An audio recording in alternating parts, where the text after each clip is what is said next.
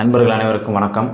நம்ம இப்போ என்ன டாபிக் பார்க்க போகிறோம் பார்த்தீங்கன்னா, யூனிட் 6ல் தமிழ் சொசைட்டின்றது நம்ம தமிழ் சமூகம். அதில் பார்த்தீங்கன்னா சங்க காலம் முதல் இக்காலம் வரைன்னு இருக்குது. நம்ம ஏற்கனவே பார்த்துருக்கீங்கன்னா சங்க காலம் பார்த்துருக்கோம். என்ன சங்க காலத்தில் பார்த்தீங்கன்னா, சங்க காலத்தில் எழுதப்பட்ட இலக்கியங்கள்லாம் சங்க இலக்கியங்கள். அந்த சங்க இலக்கியங்கள் தான் பார்த்தோம். அந்த சங்க இலக்கியங்களில் பார்த்தீங்கன்னா நமக்கு பார்த்தீங்கன்னா 11 மேற்கணக்கு நூல்கள் வந்துச்சு. அது எப்படின்னா, வாழ்வியலோட சாராம்சத்தை விரித்து கூறுறது தான் அந்த மேற்கணக்கு நூல்கள். அந்த மேற்கணக்கு நூல்கள் பார்த்தீங்கன்னா 8 தொகையும் 10 பாட்டும் மொத்தம் 18 நூல்கள் தான் மேற்கணக்கு நூல்கள். நம்ம ஏற்கனவே பிடிஎஃப்பில் பார்த்துருக்கோம். 8 தொகை பார்த்தீங்கன்னா நற்றிணை, குறுந்தொகை, ஐங்குறுநூறு, பதிற்றுப்பத்து, பரிபாடல், கலித்தொகை, அகநானூறு, புறநானூறு. இந்த 8 நூல் தான். இதில் நம்ம ரேஷியோ பார்த்துட்டோம், 5:2:1. எது 2 நூல் மட்டும் புறநூலை மட்டும் தெரிஞ்சுக்கங்கன்னு சொல்லிட்டோம். என்ன புறநூல் பார்த்தீங்கன்னா புறநானூறும், நம்ம 10 சேர மன்னர்களை பார்த்த பதிற்றுப்பத்து தான் புறநூல். பரிபாடல் அகமும் புறமும் கலந்த நூல். மீதி 5 என்ன செஞ்சிட்டோம், டைரெக்டாக நீங்கள் அகநூலாக போட்டுக்கங்கன்னு சொல்லி பார்த்தாச்சு. அது எழுதின ஆத்தர் யார், அதில் என்னென்ன சிறப்புகள் எல்லாமே ஷார்ட்கட்டாக பார்த்து வீடியோ ஏற்கனவே அப்லோட் பண்ணியாச்சு. சங்க காலத்தில் அடுத்து நம்ம மேற்கணக்கு நூல்களில் 10 பாடல்கள் பார்த்தோம். என்னென்னா திருமுருகாற்றுப்படை, பொருணராற்றுப்படை, சிறுபானாற்றுப்படை, பெரும்பானாற்றுப்படை, மதுரை காஞ்சி, குறிஞ்சிப்பாட்டு, முல்லைப்பாட்டு, பட்டினப்பாலை, நெடுநல்வாடை, மலைப்படுகடம். இந்த 10 நூல் தான் பார்த்தோம். இதுக்கு நம்ம அதுக்கு ரேஷியோ பார்த்துருக்கோம். இதுக்கு 6:3:1. 6 நூல் இதில் புறநூல். அந்த 3 பார்த்தீங்கன்னா குறிஞ்சி, முல்லை, மருதம். இது 3 மட்டுமே புறநூல். 1 அகம்புறமும் கலந்ததுன்னா நம்ம நெடுநல்வாடை, அகம்புறம் கலந்து பார்த்தாச்சு. இதுக்கு எழுதுனது யார், பாட்டுடைய தலைவன் யார், இதற்கு வேறு பெயர் என்ன, இதுக்கு பாடலர்கள் எல்லாமே ஷார்ட்கட்டில் பார்த்து ஏற்கனவே நம்ம வீடியோ அப்லோட் பண்ணியிருக்கோம். நம்ம 11 கீழ்கணக்கு நூல்கள் பார்த்தோம். அதான் அற இலக்கியம். அது என்னென்னா வாழ்வியல் சாராம்சத்தை சுருக்கமாக கூறுறது தான் அந்த அற இலக்கியங்கள். அது பார்த்தீங்கன்னா நாலடியார், நான்மணிக்கடிகை, இன்னா 40, இனியவை 40, கார் 40, களவழி 40, 5:50, 5:70, திணைமொழி 50, திணைமாலை 150, முப்பால், திருகடுகம், ஆசாரக்கோவை, பழமொழி 400, முதுமொழி காஞ்சி, ஏலாதி, கைநிலை, எண்ணிலை. இதில் நம்ம பார்த்தீங்கன்னா அந்த அற இலக்கியத்தில் முப்பால் தான் நம்ம திருக்குறள். இதிலேருந்து ஏற்கனவே நமக்கு கொஸ்டின் ரிப்பீட்டடாக வந்துட்டுருக்கு. இதுலேயும் எல்லா டீட்டெயிலாகவே தெளிவாகவே நம்ம ஏற்கனவே ஒரு சில வகுப்புகளில் பார்த்து முடிச்சிட்டோம். இப்போ பார்த்தீங்கன்னா இதை பற்றி என்ன சொல்கிறாங்கன்னா, உலகத்தில் இந்த மாதிரி விரிவாக எழுதப்பட்ட இலக்கியங்களில் வேறு எந்த மொழிகள்லையுமே இல்லை அப்படின்னு சொல்கிறாங்க. அதனால தான் நம்ம சங்க இலக்கியத்தை ரொம்ப இம்பார்ட்டண்ட்டாகவே பார்க்கணும். அதுக்கு தான் பார்த்தீங்கன்னா மேற்கணக்கு கீழ்கணக்கு நூல்கள் அவசியம். அது தெரிஞ்சு தான் நம்ம உள்ளேயே போக முடியும். அடுத்து பார்த்தீங்கன்னா நம்ம சங்க இலக்கியம் பார்த்தாச்சு, அற இலக்கியம் பார்த்தாச்சு. அடுத்து நம்ம பார்க்க போகிறது என்னது, பக்தி இலக்கியம். பக்தி இலக்கியத்தில் ஏற்கனவே என்ன பார்த்துருக்கோம்னா, நம்ம 4000 திவ்ய பிரபந்தம் பார்த்தாச்சு. 12 ஆழ்வார்களை பார்த்தாச்சு. பொய்யை ஆழ்வார், பூதத்தாழ்வார், பேயாழ்வார், திருமலிசை, பெரியாழ்வார், ஆண்டாள், குலசேராழ்வார், தொண்டரடி பொடியாழ்வார், திருமங்கை ஆழ்வார், நம்மாழ்வார், மதுரகவி ஆழ்வார், திருப்பானாழ்வார். இந்த 12 ஆழ்வார்களை பார்த்தாச்சு. அவங்க என்ன நூல்கள் எழுதியிருக்காங்க அப்படின்ற எல்லா விவரமும் பார்த்து ஏற்கனவே வீடியோவும் போட்டாச்சு. இவங்க நூல்கள்லாம் நீங்கள் ரொம்ப ஈஸியாகவே அதை ஏற்கனவே நம்ம ஷார்ட்கட்டிலேயே பார்த்துருக்கோம். ஃபஸ்ட்டு பொய்கை, பூதம், பேய் 3 பேர்த்துக்குமே பார்த்தீங்கன்னா டைரெக்டாகவே நீங்கள் போட்டு போயிடலாம். முதல் திருவந்தாதி, 2ஆம் திருவந்தாதி, 3ஆம் திருவந்தாதி. நம்ம 4வது திருமலிசை பார்த்தீங்கன்னா என்ன எழுதியிருக்காருன்னா, 4ஆம் திருவந்தாதி எனும் 4முகன் திருவந்தாதி எழுதியிருப்பார், திருச்சந்த விருத்தம். அடுத்து 5 பெரியாழ்வார் பார்த்தீங்கன்னா என்ன எழுதியிருக்காரு, வெறும் திருமொழி, கான்ஸ்டன்ட்டாக அவருக்கு மட்டும் திருமொழி, திருப்பல்லாண்டு. இதே 6வது ஆண்டாள் பார்த்தீங்கன்னா அவங்க நாச்சியார்ன்ற ஒரு பேர் இருக்கிறனால அவங்களுக்கு என்னது திருமொழி எழுதியிருப்பாங்க. அதுக்கு பேர் நாச்சியார் திருமொழி. அதுக்கு இன்னொன்று என்ன சொல்லியிருக்காங்க, திருப்பாவை எழுதியிருக்காங்க. அவங்க இன்னொன்று திருப்பாவை எழுதியிருப்பாங்க. 7 குலசேகர ஆழ்வார் பார்த்தீங்கன்னா பெருமாள் திருமொழியும் முகுந்த மாலை எழுதியிருப்பார். 8 தொண்டரடி, ஏற்கனவே அவர் மாலை போடுறேன்னு சொல்லியிருக்கோம், திருமாலை திருப்பள்ளி எழுச்சி பாடியிருப்பார். இப்போ 9 நம்ம திருமங்கை ஆழ்வார் தான் பார்த்துருப்பாங்க. அவங்களுக்கு தான் அந்த திருமொழி என்னது, பெரிய திருமொழி. அப்புறம் திருநெடுந்தாண்டகம், திருக்குழுந்தாண்டகம், திருவெளு கூற்றறிக்கை, பெரிய திருமடல், சிறிய திருமடல், இதெல்லாம் திருமங்கை ஆழ்வாரில் இருப்பது. அடுத்து நம்ம நம்மாழ்வாரை பார்த்தீங்கன்னா என்னது, திருவிருத்தம், திருவாசிரியம், திருவாய்மொழி, பெரிய திருவந்தாதி. இந்த 4 நூல் தான் எழுதியிருப்பார். அடுத்து பார்த்தீங்கன்னா மதுரகவியாவால், கன்னிநூன் சிறுதாம்பு, அப்புறம் நம்ம திருப்பனாழ்வார், அமலன் ஆதிபிரான். இந்த மாதிரி மட்டும்தான், இவ்வளோ தான் நூலே. இந்த இதில் டீட்டெயிலாக ஷார்ட்கட்டாகவே எடுத்திருக்கோம். இந்த நூல்களை பார்த்துட்டு நீங்கள் சப்ஜெக்டுக்குள்ளே போகும்போது உங்களுக்கு ரொம்ப யூஸ்ஃபுல்லாக இருக்குன்றனால தான் உங்களுக்கு ஒரு ரீக்காலாக சொல்லியிருக்கோம். இப்போ நம்ம என்ன பார்க்க போகிறோம், சைவம் பார்க்க போகிறோம். வைணவம் பார்த்தாச்சு பக்தி இலக்கியத்தில். இப்போ சைவம் பார்க்க போகிறோம். சைவம் பார்த்தீங்கன்னா பக்தி இலக்கியத்தில் தமிழை பக்தி மொழி அப்படின்ட்டு தனிநாய அடிகள் சொல்கிறார். தமிழை பக்தி இலக்கியத்தின் மொழி தனிநாய அடிகள் சொல்கிறாரு. பக்தி இலக்கியம் பல்லவர் காலம் சொல்கிறாங்க. பக்தி இலக்கிய காலங்கள் பார்த்தீங்கன்னா பல்லவர் காலம்னு சொல்கிறாங்க. இந்த சைவ பெரியவர்கள் பாடிய பாக்கள் தான் என்னது திருமுறை எனப்படும் சொல்கிறாங்க. எப்படி இந்த சைவ பெரியவர்கள் பாடிய பாடல்கள் தான் திருமுறை எனப்படுறாங்க. மொத்தம் இது 12 திருமுறை சொல்கிறாங்க. என்னது 12 திருமுறை அப்படின்னு சொல்கிறாங்க. சைவர்களின் தமிழ் வேதம் என்னது இந்த 12 திருமுறைகள். நம்ம ஏற்கனவே அங்கே என்ன பார்த்தோம், திராவிட வேதம் எது, நம்மாழ்வார்கள் எழுதிய திருவாய்மொழியை திராவிட வேதம் பார்த்தோம். இது சைவர்களின் தமிழ் வேதம் என்னது இந்த 12 திருமுறைகள். இப்போ இந்த 12 திருமுறைகள் பார்த்தீங்கன்னா ஃபஸ்ட்டு 1வது 2வது 3வது முதல் 3 திருமுறை யார் எழுதியிருக்காருன்னு பார்த்தீங்கன்னா திருஞான சம்பந்தர் தான் எழுதியிருக்காரு. முதல் 3 திருமுறைகளை யார் எழுதியிருக்காரு, திருஞான சம்பந்தர் எழுதியிருக்காரு. அடுத்து பார்த்தீங்கன்னா 4, 5, 6 இதை வந்து யார் எழுதியிருக்கான்னு பார்த்தீங்கன்னா திருநாவுக்கரசர். அப்போ முதல் 6 திருமுறைகளை இவங்க 2 பேரும் எழுதிடுறாங்க. 1, 2, 3 நம்ம திருஞான சம்பந்தர் எழுதியிருக்காரு. 4, 5, 6 நம்ம திருநாவுக்கரசர் எழுதியிருக்காரு. 7ஆம் திருமுறை யார் பார்த்தா நம்ம சுந்தரர் எழுதியிருக்கார். 7வது திருமுறை யார் பார்த்தா நம்ம சுந்தரர் எழுதியிருக்கார். அப்போ முதல் 7 1, 2, 3 திருஞான சம்பந்தர், 4, 5, 6 திருநாவுக்கரசர், 7ஆம் திருமுறை சுந்தரர். இந்த முதல் மூவர் எழுதுனது தான் என்ன சொல்கிறாங்க, தேவாரம் அப்படின்னு சொல்கிறாங்க. இந்த முதல் மூவர் எழுதுனதான் தேவாரம். இந்த முதல் 3 பேரை என்ன சொல்கிறாங்க, மூவர் முதலிகள்னு சொல்கிறாங்க. இந்த முதல் 3 பேரை என்னது மூவர் முதலிகள்னு சொல்கிறாங்க. ஆழ்வார்கள் எப்படி முதல் 3 ஆழ்வார்கள்னு சொல்கிற மாதிரி சைவத்தில் இவங்க முதல் 3 பேரை சொல்கிறாங்க. இப்போ இந்த தேவாரம் பார்த்தீங்கன்னா நமக்கு வந்து 2ஆக பிரிஞ்சிடும். எப்படி பிரிஞ்சிடும், தே கூட்டல் வாரம்னு பிரியும். இன்னொன்று எப்படி பிரியும், தே கூட்டல் ஆரம்னு பிரியும். தேன் போன்ற இசை பாடல்களை கொண்டது அப்படின்றதான் தேக்கூட்டல் வாரம். தேக்கூட்டல் ஆரம்ன்றது வாடாத மாலையை கொண்டது அப்படின்னு சொல்லி வர்றதான் பிரியும். இந்த தேவாரம் மட்டும் 2ஆக பிரியுது. எப்படி பிரியுது பார்த்தீங்கன்னா தேக்கூட்டல் வாரம், தேக்கூட்டல் ஆரம்னு பிரியும். தேக்கூட்டல் வாரம் என்பது தேன் போன்ற இன்னிசை பாடல்களை கொண்டது. இது வந்து பார்த்தீங்கன்னா தேக்கூட்டல் ஆரம் வந்து என்னன்னா வாடாத மாலையை கொண்டது அப்படின்ட்டு தான் பொருள் வரும். அப்போ இந்த தேவாரம் முதல் 3 பேர் எழுதுனது தான் தேவாரம். அடுத்து 8ஆம் திருமுறை யார் எழுதியிருக்கா, நம்ம மாணிக்கவாசகர் எழுதியிருக்காரு. அது வந்து என்னது தேவாரத்தில் வராது. இந்த 3 பேர் எழுதுறது மட்டும்தான் தேவாரம். 8ஆம் திருமுறையாக மாணிக்கவாசகர் எழுதியிருக்காரு. அது வந்து தேவாரமாக கணக்கில் கொல்லப்படாது. இந்த முதல் 3 பேர் எழுதுனது தான் தேவாரம். ஏன் இதை தேவாரம் சொல்கிறாங்கன்னா இதில் இன்னிசை பாடல்கள் அதிகம். இன்னிசை பாடல்கள் வந்து இந்த முதல் 3 பேர் எழுதுனதில் இன்னிசை பாடல்கள் அதிகம். இந்த முதல் 3 பேரை என்ன சொல்கிறாங்க, மூவர் முதலிகள் சொல்கிறாங்க. நம்ம 4ஆவதாக 8ஆம் திருமுறை எழுதுகிற மாணிக்கவாசகரை சேர்த்தா சைவ சமய குறவர்கள் சொல்கிறாங்க. என்னது சைவ சமய, இந்த 4 பேரையும் சைவ சமய குறவர்கள். குறவர்கள்னால் என்ன அர்த்தம்னா பெரியவர்கள்னு அர்த்தம். அதனால் இந்த 4 பேரை என்ன சொல்லுவாங்க, சைவ சமய குறவர்கள்னு சொல்கிறாங்க. அடுத்து பார்த்தீங்கன்னா 9ஆம் திருமுறை, முதல் 8 திருமுறை நீங்கள் ஈஸியாக வச்சிடலாம். 1, 2, 3 திருஞான சம்பந்தர், 4, 5 திருநாவுக்கரசர், 7 சுந்தரர், 8 மாணிக்கவாசகர். 9 பார்த்தீங்கன்னா திருமாளிகை தேவர், அவர் உட்பட 9 பேர். அப்போ 9ஆம் திருமுறை எத்தனை பேர் எழுதியிருக்காங்க, 9 நபர்கள் எழுதியிருக்காரு. 9ஆம் திருமுறையை 9 நபர்கள் எழுதியிருக்காங்க. இப்போ பார்த்தீங்கன்னா 10ஆம் திருமுறை நம்ம யார், திருமூரல் எழுதிய திருமந்திரம். 10ஆம் திருமுறை நம்ம திருமூரல் எழுதிய திருமந்திரம். எங்களோட வகுப்போட மந்திரமே என்னன்னா, ஐயா திருமந்திரர் சொல்கிறார்ல, யான் பெற்ற இன்பம் பெருக வையகம். அந்த திருமந்திரம் தான் எங்களோட வகுப்போட மந்திரமே. நாங்களும் முன்னாடி வந்தோம், படித்தோம், ஜெயிச்சுட்டு ஒரு அரசு பணியில் இருக்கோம். அதே மாதிரி நம்மளை மாதிரி கஷ்டப்படுற மாணவர்களை வந்து அதே நாங்கள் பெற்ற இன்பத்தை அவங்களும் பெறணுன்ற இந்த மந்திரத்தை தாரகமாக கொண்டு தான் எங்களோட வகுப்பும் செயல்படுது. அதனால் 10ஆம் திருமுறை யார், திருமூலர் எழுதிய திருமந்திரம். அவர் என்ன சொல்கிறாரு, யான் பெற்ற இன்பம் பெருக இவ்வையம். இந்த வகுப்புகளை கவனிங்க. நாங்கள் பெற்ற இன்பத்தை உங்களையும் அழைத்து சொல்கிறதுக்காக தான் வந்திருக்கோம்.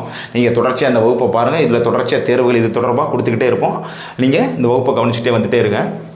அடுத்து பார்த்தீங்கன்னா 11ஆம் திருமுறை யாருன்னா திரு ஆலவாய் உடையார் முதலிய 12 நபர்கள். எப்படி 11ஆவது திருமுறையை 12 பேர் எழுதுறாங்க. நீ இப்போ பார்த்தீங்கன்னா 11ஆவது படிச்சுக்கிட்டு இருக்கையிலே முதல்ல என்ன செய்வாங்கன்னா 12ஆவது படிக்க வச்சுக்கிட்டு இருப்பாங்க பல ஸ்கூலில், மார்க் அதிகம் எடுக்க. அப்போ 11ஆவது திருமுறை எத்தனை பேர் எழுதியிருக்காங்க, 12 பேர். திருவாளர் உட்பட 12 பேர்.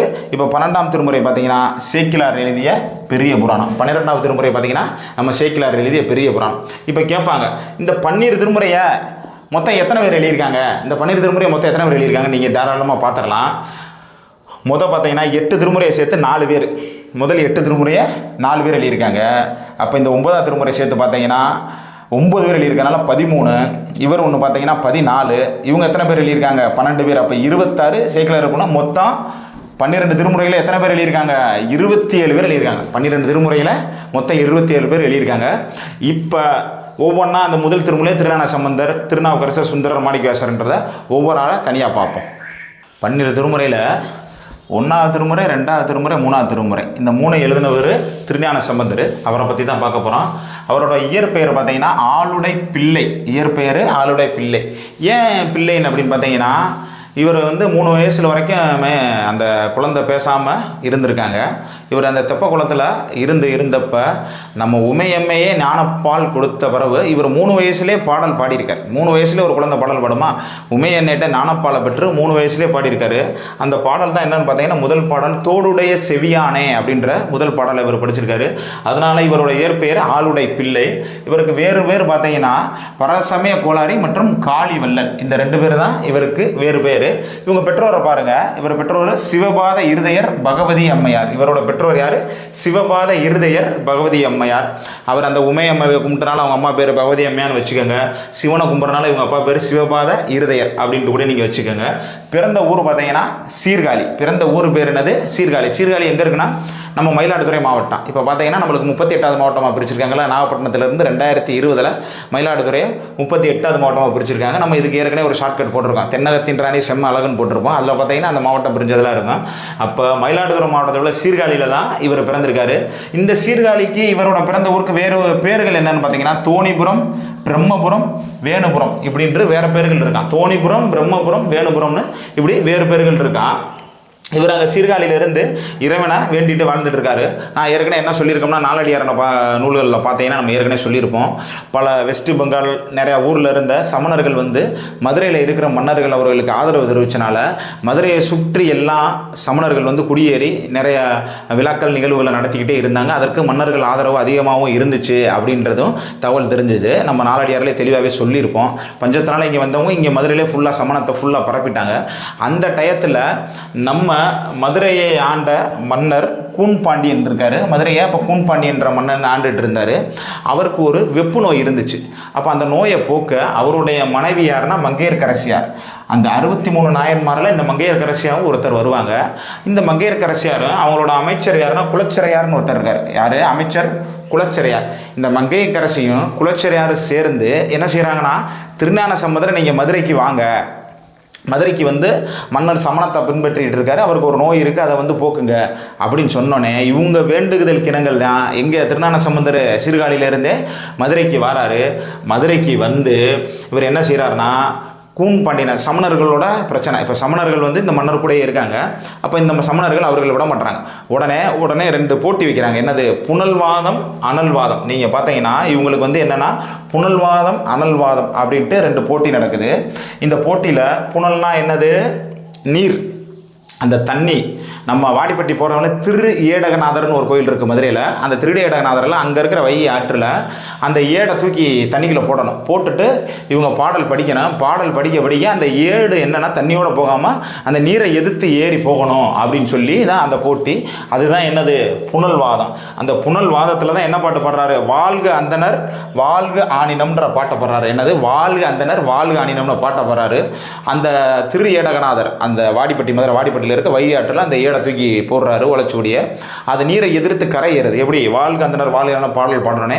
அப்போ புனல்வாதத்தில் என்ன செஞ்சிடறாங்க? சமணர்கள் தோத்துடுறாங்க. அடுத்து பார்த்தீங்கன்னா அனல்வாதம். இந்த அனல்வாதம்னா என்னென்னா, நெருப்பு எரிஞ்சுக்கிட்டே இருக்கும். அந்த எருப்பில் வந்து அவங்க எழுதின ஓலைச்சுவடியை பார்த்தீங்கன்னா இதாக தானே இருக்கும். அந்த நெருப்பில் எரியும்ல, அந்த ஓலைச்சுவடியை தூக்கி அந்த நெருப்பில் போட்டு அப்பையும் இந்த பாடல் ஏற்றணும். அப்பையும் பாடல் ஏற்ற அந்த ஓலைச்சுவடி அந்த நெருப்புக்கு கரையாகாமல் எரியாமல் இருந்து புனல்வாதத்திலையும் அனல்வாதத்திலையும் சமணர்களை வென்று பாண்டிய மன்னனை கூன்பாண்டியனை நின்ற சீர் நெடுமாறனாக மாத்துறாரு. அவருக்கு இருந்த நோய் வெப்பு நோய், மன்னருக்கு இருந்த நோய் வெப்பு நோய். அப்போ திருஞான சம்பந்தர் வந்து தான் என்ன செய்கிறாருன்னா, சமணர்களை புனல்வாதத்தில் அனல்வாதத்தில் வென்று கூன்பாண்டியனை நின்ற சீர் நெடுமாறனை மாத்துறாரு. அவர் இந்த வெப்பு நோய் தீர்க்கிறதுக்கு என்ன பாடியிருக்காருன்னா, ஃபஸ்ட்டு மந்திரமாவது நீர் அப்படின்ற பாட்டு தான் பாடியிருப்பார். என்னது? மந்திரமாவது திரு நீர். அந்த பாடலை படித்து தான் மன்னனை வந்து இருக்கிற வெப்பு நோயை நீக்கியிருப்பார். இந்த நீங்கள் மதுரை மீனாட்சி அம்மன் கோயில் போய் பார்த்தீங்கன்னா அங்கே தெரியும், ஒரு பாக்ஸ் இருக்கும். அந்த பாக்ஸில் இந்த மந்திரமாவது நீருன்னு சொல்லி அந்த திணறு இருக்கும். மக்கள்லாம் கூட எடுத்து மேலே எல்லாமே பூசிகிட்டு இருப்பாங்க. போகிறவங்க வேணால் போய் பாருங்கள். அப்போ அந்த மந்திரமாவது திருநீர் வந்து மன்னரோட நோயை தீர்க்கறதுக்காக பாடின பாட்டு தான் என்னது மந்திரமாவது நீர். இப்போ என்ன செஞ்சுட்டாரு, கூன்பாண்டியனை நின்ற சிறு நெடுமாறனை மாற்றிட்டாரு. சமணர்களை புனல்வாதத்திலையும் அனல்வாதத்திலையும் வென்றுட்டார். அந்த புனல்வாதம் எங்கே நடந்துச்சுன்னா திரு ஏடகம், அந்த கோயில் பேர் திரு ஏடகநாதர்னே இருக்குது வாடிப்பட்டியில். அங்கே தான் வந்து சோழவந்தான் கிட்ட இருக்குது. சோழவந்தான், மதுரை சோழவந்தான்லேருந்து இதில் போகிற வழி இருக்குது திரு ஏடகநாதர். அடுத்து பார்த்தீங்கன்னா இந்த திருஞான சம்பந்தர் தான் திருநாவுக்கரசருக்கு வந்து அப்பர் என்ற பெயர் சூட்டுறாரு. அப்பர் அப்படின்ட்டு பேரை வந்து திருநாவுக்கரசருக்கு இவர் தான் சூட்டுறாரு. எப்படி சூட்டுறாருன்னா, திருப்பூந்துருத்தி அப்படின்ற ஊரில் வந்து என்னென்னா, இவர் வந்து இப்போ அங்கேருந்து வரும்போது பல்லாக்கில் வர 4 பேர் உட்கார வச்சு தூக்கிட்டு வந்துகிட்டே இருப்பாங்க.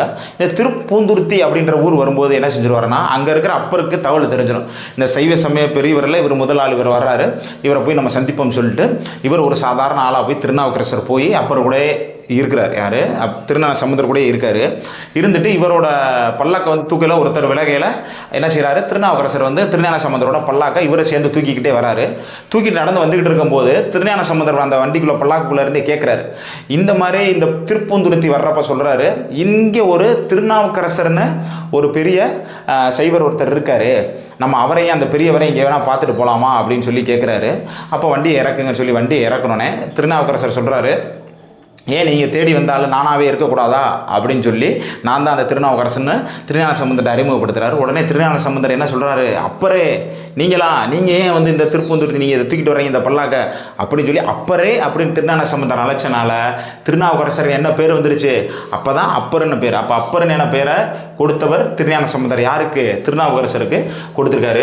இவருக்கு 16 வயசுலேயே எங்கன்னா சொக்கியார் கூட பெருமண நல்லூரில் திருமணம். எப்படி 16 வயசுலேயே இவருக்கு திருமணம், சொக்கியாரோட திருப்பணம் நல்லூர். அந்த திருமணம் முடிச்சு திருமண கோலத்தோட அப்படி திருமணத்திலிருந்து வெளியே வந்தோடனே அப்படியே இறைவனடி கலந்துட்டார். திருமண கோலத்தோட என்னது, இறைவனோட இறைவனா திருஞான சம்பந்தர் 16 வயதிலே இறைவனோட இறைவனா கலந்துட்டார். இதற்கு ப்ரீவியஸ் இயர் கொஸ்டினில் பார்த்தீங்கன்னா, அவர் பாடினது 8ஆம் பாடலில் ராவணனை பற்றி சொல்லும், 9வது பாடலில் பிரம்மாவை பற்றி சொல்லும். அந்த பிரம்மா வந்து திருமாலை விட சிவன் உயர்ந்தவர் அப்படின்ற சொல்கிறது தான் இந்த 9வது பாடல். 10வது பாடல் பார்த்தீங்கன்னா சமணத்தை எதிர்க்கிறத பற்றி சொல்லுவார். 11வது பாடல் அவன் அந்த வாழ்வியோட பயனையை கூறுறாரு. இந்த கேள்வி வந்திருக்கு, 8ஆம் பாடல் என்ன, 9ஆம் பாடல் என்ன, 10ஆம் பாடல் இது யார் எழுதியிருக்கான்னு ப்ரீவியஸ் இயர் கொஸ்டினில் இந்த கொஸ்டின் வந்தே இருக்குது. அப்போ 8ஆம் பாடல் ராவணனை பற்றியும், 9வது பாடல் பிரம்மா திருமாலை விட சிவன் உயர்ந்தவர்னு சொல்கிறது, 10வது பாடல் சமணர் எதிர்ப்பு, 11வது பாடல் வந்து நம்மளோட வாழ்வியல் பயனை கூறுறது தான் இந்த 11 பாடல். இது ஏற்கனவே திருப்பி வந்திருக்கு. அதுபோக பார்த்தீங்கன்னா ஆதிசங்கரர் என்ன நூல் எழுதியிருக்காருன்னா சௌந்தரிய லகரி. என்ன நூல், சௌந்தரிய லகரி. ஆதிசங்கரர் சௌந்தரிய லகரி என்னும் ஒரு நூல் எழுதியிருக்காரு. அந்த நூலில் திருஞான சம்பந்தர் என்ன சொல்லியிருக்காரு, திராவிட சிசு அப்படின்னு என்ன சொல்லியிருக்காரு. சிசுனா என்னது, குழந்தை. நம்ம ஏற்கனவே அவர் பிள்ளைன்னு தான் சொல்கிறோம். அப்போ திராவிட சிசு யாருன்னா திருஞான சம்பந்தர். அது யார் சொல்லியிருக்காருன்னா ஆதிசங்கரர். அவரோட நூல் என்னது, சௌந்தரிய லகரி. அந்த நூலில் இவரை திராவிட சிசுன்னு சொல்லியிருக்காங்க. அடுத்து பார்த்தீங்கன்னா பெரிய புராணம் இருக்குல்ல, 12ஆம் திருமுறை பெரிய புராணம். அந்த பெரிய புராணத்தில் பெரும்பாதி என்னது, பிள்ளைப்பாதி புராணம் பாதி தான் அதிகம் இருக்கா. என்னது, பிள்ளைப்பாதி புராணம் பாதி தான் அதிகம் இருக்குது. இந்த கேள்வியும் ப்ரீவியஸ் இயர் கொஸ்டின் தான், நீங்கள் வேணால் எடுத்து போய் பாருங்கள். பெரிய புராணத்தில் யாருடைய வரலாறு மிக அதிகமாக கூறப்பட்டுள்ளதுன்னு கேள்வி.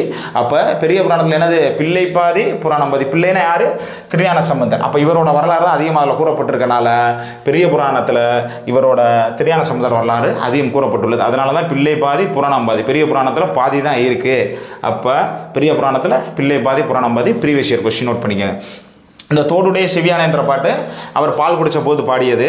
அடுத்து பார்த்தீங்கன்னா இரக்கம் ஒன்றிலீர் அப்படின்ற பாடல் என்னென்னா, அந்த திருமறை காட்டு நாகப்பட்டினம் வேதாரண்யத்தில் கோயில் கதவை அடைச்சிடும். அந்த கதவை அடைச்ச கதவை திறக்கிறதுக்காக பாடினது தான் இரக்கம் ஒன்றிலீர். மந்திரமாவது நீர் என்ன பார்த்தீங்கன்னா மன்னனோட நோய் போக்குறதுக்காக பாடினது.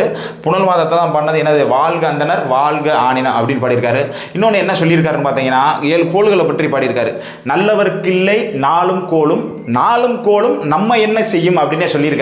இப்போ நம்ம பார்த்தோம்னா சில பேர் சகுனம் பார்த்துட்டு இருப்பாங்க, அவங்க கூட டிஎன்பிசிக்கு கால்ஃபார் வந்து வேகமாக அப்ளை பண்ணுங்கப்பான்னு சொன்னால் சொல்லுவாங்க, இல்லை சார் பௌர்ணமி வரட்டும், புதைக்கிழமை வரட்டும் அப்படின்னு சொல்லிக்கிட்டு இருப்பாங்க. திருஞான சம்பந்தர் என்ன சொல்கிறாரு, நல்லவர்க்கில்லை நாளும் கோளும், நாளும் கோளும் நம்ம என்ன செய்யும் அப்படின்ட்டு திருஞான நம்பர் சொல்லியிருக்காரு. ஏன்னா நாங்கள் ஏன் முதலையே அப்ளை பண்ண சொல்லுவோம்னா, பின்னாடி சைட்டு வெப்சைட் ஏதாவது பிரச்சனை ஆயிரும், இந்த மாதிரி சூழல் ஏற்பட்டுரும். அதே போல் நீங்கள் ஒரே சேம் மார்க் எடுத்துட்டீங்க, ஒரே டிகிரி ஒரே டேட்டா பர்த் வந்திருந்த டயத்தில் யார் முதல்ல அப்ளை பண்ணுறாங்களோ அவங்களுக்கு முதல்ல முன்னுரிமை கொடுக்குற காரணத்தினால நாங்கள் எப்பயுமே முதலையே கால்ஃபார் வந்து அப்ளை பண்ணிடுங்க, கடைசி நேரத்தில் போயிட்டு சைட்டு பிரச்சனையில் மாட்டக்கூடாதுன்னு சொல்லுவோம். அப்போ நம்ம குழந்தைகளாம் சொல்லும், இப்போ பௌர்ணமி வந்து அப்ளை பண்ண சொல்லியிருக்காங்க, இன்னைக்கு செவ்வாய்க்கிழமை அப்ளை பண்ண மாட்டேன், நாளைக்கு புதன்கிழமை வெள்ளிக்கிழமை இப்படி நாளை கடத்திக்கிட்டு இருப்பாங்க. உங்களுக்காகவே திருஞான சம்பந்தர் என்ன சொல்லியிருக்காரு, நாளும் கோளும் நம்ம என்ன செய்யும் நல்லவருக்கு இல்லை நாளும் கோளும்னு சொல்லியிருக்காரு. நம்ம அடுத்து திருநாவுக்கரசரை பார்ப்போம்.